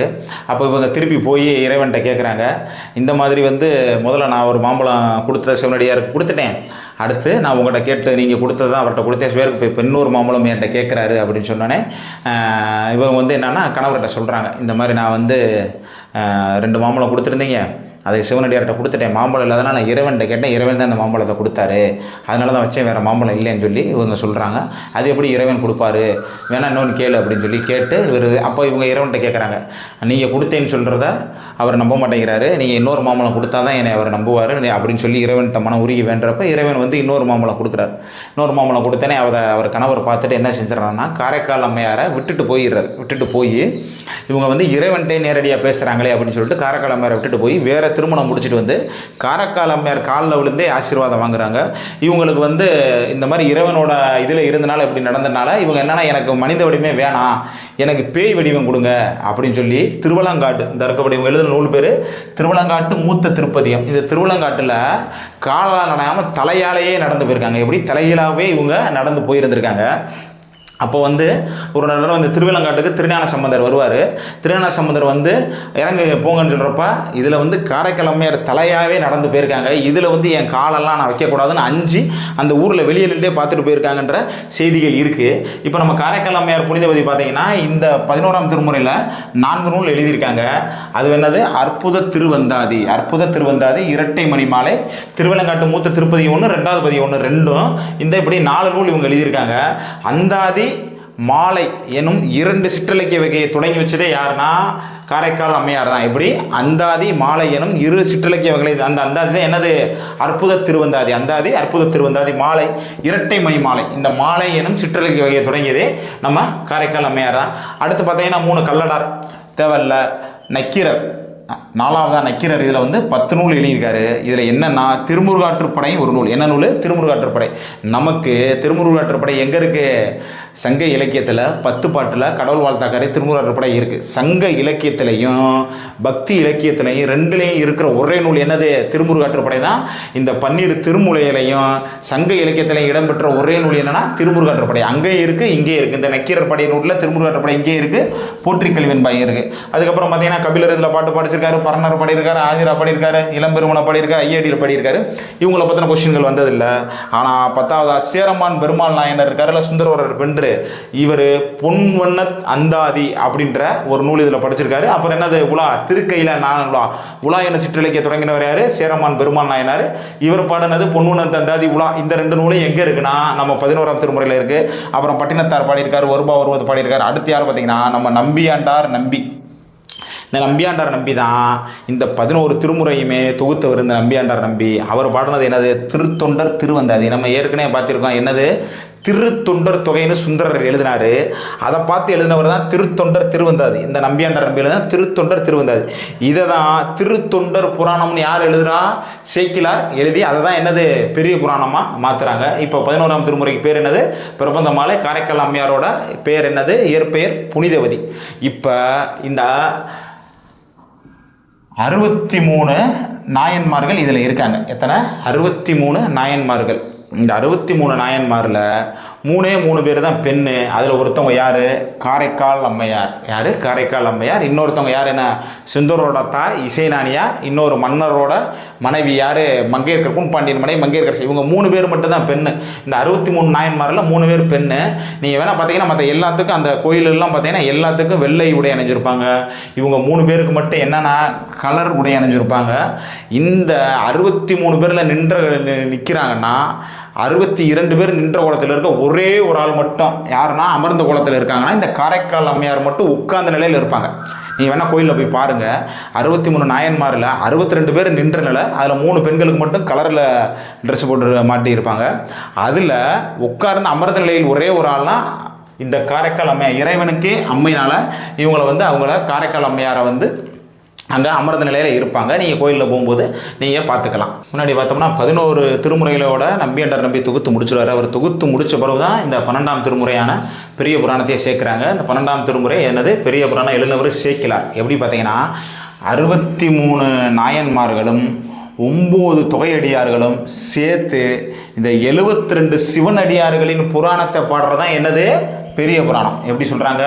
63 நாயன்மார்களையும் 9 தொகையடியார்களும் மொத்தம் சேர்த்து 72 சிவனடியார்களை பற்றி பாடுறதான் இந்த பெரிய புராணம். இந்த பெரிய புராணத்தை இயற்றியவர் யாருன்னா சேக்கிலர். இவருக்கு இயற்பெயர் என்னது? அருண்மொழி தேவர். இவரோட இயற்பெயர் என்னது? அருண்மொழி தேவர். நம்ம காஞ்சிபுரம் மாவட்டத்தில் உள்ள குன்றத்தூரில் தான் இவர் பிறந்திருக்காரு. இவர் அனபாய சோழனிடம் என்னது? அனபனாய சோழனிடம் அமைச்சராக இருந்திருக்காரு. அனபாய சோழனிடம் அமைச்சராக இருந்திருக்காரு. இவருக்கு என்ன பேர்? உத்தமச்சோழ பல்லவன் என்னும் பேர் இருக்கு. இவருக்கு என்னது? உத்தமச்சோழ பல்லவன் என பேர் இருக்கு. எப்படி மாணிக்கவாசருக்கு எப்படி தென்னவன் பிரம்மராயன் பேர் இருக்கோ அதே மாதிரி இவருக்கு என்னது? உத்தமச்சோழ பல்லவன்ற ஒரு பேர் உண்டு. இவருக்கு இன்னொரு பேர் என்ன? தொண்டர் சீர் பரவுவர். இவருக்கு இன்னொரு பேர் என்னன்னா தொண்டர் சீர் பரவுவர். ப்ரீவியஸ் இயரில் பல முறை இந்த கேள்வி வந்திருக்கு. தொண்டர் சீர் பரவுவர் என அழைக்கப்படுவர் யாருன்னு பல முறை வந்திருக்கு. தொண்டர் சீர் பரவுவர் யாருன்னா பெரிய புராணம் தான். இந்த தொகையடியார்கள் 9 63 நாயன்மார் சேர்த்து 72 சிவனடியார் தொண்டை பற்றி இவர் சொல்கிறனால என்னது? தொண்டர் சீர் பரவுவர்ன்றவருக்கு பேர் இருக்கு. என்னது? தொண்டர் சீர் பரவுவர் என பேர் இருக்கு. இவர் எழுதினதுக்கு பேர் என்ன வச்சிருக்காரு? திருத்தொண்டர் புராணம். இந்த பெரிய புராணத்துக்கு முதல் பேர் என்னது? திருத்தொண்டர் புராணம். நம்ம ஏற்கனவே சுந்தரர் என்ன எழுதியிருக்காரு? திருத்தொண்டர் தொகை அப்படின்றத சுந்தரர் எழுதினாரு. அதை நம்பியாண்டார் நம்பி என்ன எழுதியிருக்காரு? திருத்தொண்டர் திருவந்தாதின்னு எழுதியிருக்காரு. அதை தான் இவர் என்ன சொல்லியிருக்காரு? திருத்தொண்டர் புராணம்னு எழுதி இதற்கு பேர் என்ன வச்சிருக்காரு? பெரிய புராணம் மாற்றிருக்காரு. அதுக்கு இன்னொரு பேர் திருத்தொண்டர் மாக்கதை. இதுக்கு இன்னொரு பேர் என்ன இருக்கு? திருத்தொண்டர் மாக்கதைன்னு இன்னொரு பேர் இருக்கு. இந்த பெரிய புராணத்தில் பாட்டு முதல்ல எப்படி தொடங்கணும்? உலகமெல்லாம் உலகமெல்லாம் தான் தொடங்கும். உலகமெல்லாம் என்று இறைவனால் அடியெடுத்து கொடுக்கப்பட்டது. எப்படி? உலகமெல்லாம் என இறைவனால் அடியெடுத்து கொடுக்கப்பட்டது. மேற்கோள் பார்த்தீங்கன்னா கூடும் அன்பினில் கும்பிடல் அன்றி வீடும் வேண்டாம் விரைங்கில் என்ற அந்த பாடல் ஒன்று இருக்கு. பிறவாமை வேண்டும் மீண்டும் பிறப்பு உண்டு எனில் உன்னை என்றும் மறவாமை வேண்டும் அப்படின்ட்டு காரைக்கால் அம்மையார் பாடுறது இருக்குது. பிறவாமை வேண்டும், மீண்டும் பிறப்பு உண்டு எனில் உன்னை என்றும் மறவாமை வேண்டும் அப்படின்ற இதுவுமே இருக்குது. இரண்டாவது தேசிய காப்பியம், முதல் தேசிய காப்பியம் என்ன சொல்கிறாங்கன்னா சிலப்பதிகாரத்தை சொல்கிறப்போ, இரண்டாவது தேசிய காப்பியமாக என்ன சொல்கிறாங்க, பெரிய புராணத்தை சொல்கிறாங்க. இந்த பெரிய புராணத்தை நிறைய சிறப்புகள்லாம் இருக்குது. இந்த அருண்மொழித்தேவன் சேக்கிலார் தான் இதை எழுதியிருக்காரு. பல புலவர்கள் வந்து இதுக்கு மேற்கோள்லாம் காமிச்சிருக்காங்க. இப்போ நம்ம பார்த்தீங்கன்னா 12 திருமுறைகள் நூல்களையும் பார்த்தாச்சு. இது வந்து தமிழ் சொசைட்டியில் இருக்குது. நம்ம ப்ரீவியஸ் கொஸ்டின் நிறையா கொஸ்டின் வந்தனால இந்த டாப்பிக்கை பார்த்துட்டு போயிருக்கோம். நிறைய மாணவர்கள் எடுத்து வந்து ஜிகே எடுங்க, பாலிசி எடுங்க, ஸ்கீம்ஸ்லாம் எடுங்கன்னு சொல்லியிருக்கீங்க. கட்டாயம் எடுக்கிறோம். எங்களுக்கும் மற்றவங்களுக்கும் வித்தியாசம் எப்படி இருக்குன்னா, ஹார்ட் ஒர்க் இருக்குது, ஸ்மார்ட் ஒர்க் இருக்குது. நாங்கள் என்றைக்கும் ஸ்மார்ட் ஒர்க்கை தான் ஃபாலோ பண்ணுவோம். நிறையா ஷார்ட்கட்டாகவும் நிறையா விஷயங்களையும் நாங்கள் கொண்டுட்டு போயிட்டே இருப்போம். அதன் மூலியமாக தான் எங்கள் மாணவர்கள் நாங்கள் தொடர்ச்சியாக கொண்டு வந்துக்கிட்டு இருக்கோம். நீங்களும் தொடர்ச்சியாக ஃபாலோ பண்ணிட்டே இருங்க. இந்த தமிழை வந்து நீங்கள் வந்து ஏன் தமிழ் படிக்கணும்னு நினைக்காதீங்க. உணர்வையும் உயிரையும் வளர்ப்பது தமிழே. அதனால் தமிழை உறுதியாக நீங்கள் பார்த்துக்கிட்டே வாங்க. தமிழ் தான் நமக்கு கை கொடுக்கும். எங்கள் மாணவர்களெல்லாம் நாங்கள் குரூப் 4ல் பார்த்தீங்கன்னா தமிழில் அதிக ஸ்கோர் பண்ண வச்சுட்டே இருப்போம். போன வட்டம் டாபிக் மாறி இருந்தாலும் இந்த வட்டம் அதுகளுக்கு அதிகமான நாங்கள் எக்ஸசைஸ் இலக்கணங்களையுமே ஷார்ட்கட்டில் எடுத்துருக்கோம். நீங்கள் வேணால் அடுத்து பாருங்கள், நாங்கள் ஷார்ட்கட்டில் எடுக்கிறோம். இலக்கணமே அவங்களுக்கு ஷார்ட்கட்டில் நிறையா விஷயங்களை எடுப்போம். நல்லா ஆழ்ந்த புரிதலோடு அவங்களை இலக்கணத்தை வச்சு நிறையா அதை திருப்பி செய்ய வச்சு நல்லா ஸ்ட்ராங்கான பேஸ்மெண்ட் அவங்களுக்கு உறுதியாக கொடுத்துக்கிறனால தான் எங்கள் மாணவர்கள் தொடர்ச்சியாக வெற்றி அடைஞ்சிட்டே இருக்காங்க. நீங்களும் தொடர்ச்சியாக வந்து தமிழை ஃபாலோ பண்ணிட்டே வாங்க. நன்றி, வணக்கம். அடுத்த வகுப்பில் சந்திப்போம்.